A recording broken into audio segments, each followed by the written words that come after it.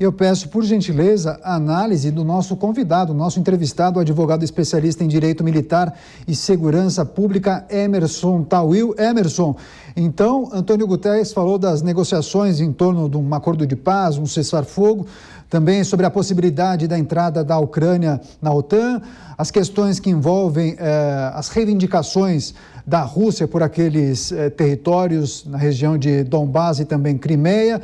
Ele também falou dos impactos no fornecimento de alimentos, insegurança alimentar e também esse dilema, né? Os refugiados, mais de 10 milhões de pessoas se deslocaram no país, mais de 3 milhões e meio de ucranianos deixaram o território. O quanto essas pautas, esses assuntos acabam também pesando na avaliação dos juízes ou dos magistrados nesses tribunais penais?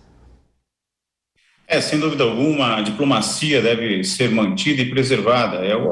A conversa é o melhor resultado que podemos esperar num conflito dessa ordem. Os reflexos que essa guerra vai causar, já vem causando, sem dúvida, afeta todo o globo terrestre, né? Todas as nações estão sofrendo esses reflexos, onde um chefe de Estado, que é totalmente independente, né, de um formato plenamente autoritário, decide por si só e avança em um território, proibindo, na verdade, ali, violando a soberania da Ucrânia. Sem dúvida alguma, do nosso viés, da nossa ótica, o interesse geopolítico, né, e isso acarreta aí interesses escusos por parte da Rússia, e as autoridades, né, competentes de todo o globo devem tomar essas medidas caminhando mesmo pelo discurso. Entretanto, se caso, né, pensando no mal maior, não há outro conceito, outra alternativa, senão um grupo de coalizão ali para que possa tomar efetivamente as tropas russas, contê-las de uma forma, inclusive com a violência, como prevê os próprios códigos, né, e o direito internacional. É lamentável, mas a gente torce para que a diplomacia saia vitoriosa nesse embate violento e sanguinário, e pessoas, famílias, civis estão morrendo por conta de um ato unilateral por parte da Rússia. As consequências jurídicas são remotas, essa é a grande verdade. O próprio Tribunal Penal Internacional está quase de mãos atadas, como se trata aí do Estado da Rússia, né, o Estado da Rússia por conta de ser inserida em responsabilizações. Então, a diplomacia tem que ser explorada ao máximo, sem dúvida alguma, é uma forma, em doses homeopáticas, podemos dizer assim, trabalhosa, mas que, infelizmente, cada minuto, cada hora, pessoas morrem por conta dos atos imparciais da Rússia no território ucraniano. Seguimos com a pergunta de Diogo Schelp. Doutor, queria aproveitar seu conhecimento em direito militar para analisar as diferenças entre como um exército de um país democrático faz ou promove a guerra e como um exército de um país ditatorial, autocrático, se engaja em uma guerra. A gente sabe que os Estados Unidos, né, nos conflitos em que se envolveram nos últimos anos, também cometeram crimes de guerra, apesar dos Estados Unidos também não fazerem parte do TPI, do Tribunal Penal Internacional, assim como a Rússia, como o senhor mencionou, em episódios que, obviamente, levaram à morte de civis.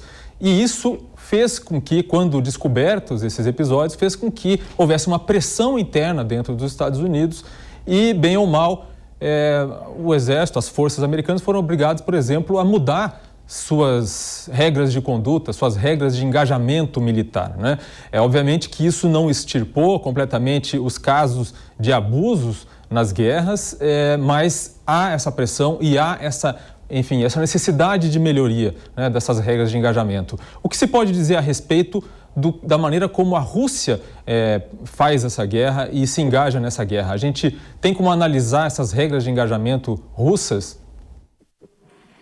Sem dúvida, é um disparate muito grande, o distanciamento do poder bélico da Rússia comparado à Ucrânia, bem como o seu efetivo, né, dos militares que ali estão inseridos, é algo gritante. E, propositalmente, Vladimir Putin avança paulatinamente, ele teria condições, talvez em 1-2 dias, dizimar o Estado, né, da Ucrânia de uma forma avassaladora. Mas não, me parece que existe um propósito de que um dia após o outro são pequenos bombardeios, pequenas noções, até mesmo para que preserve algum direito estipulado já nos tratados e nas convenções internacionais. Então, Vladimir Putin é de extrema inteligência, quer um ex-agente da KGB, então domina muito bem essa matéria, viveu por um longo período essa fase, né, de militar, e ele domina muito bem essa estratégia. E, sem dúvida alguma, como você bem disse, os Estados Unidos é o Estado que faz correções, imposições, entretanto, não faz parte lá do Tribunal Penal Internacional.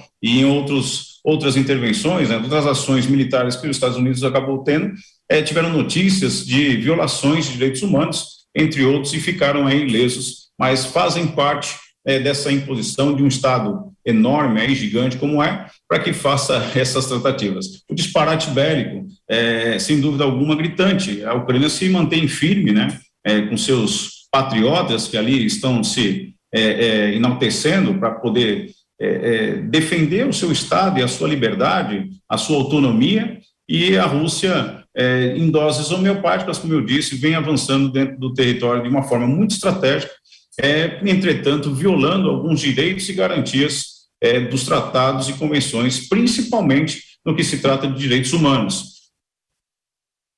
Acerta 11h26.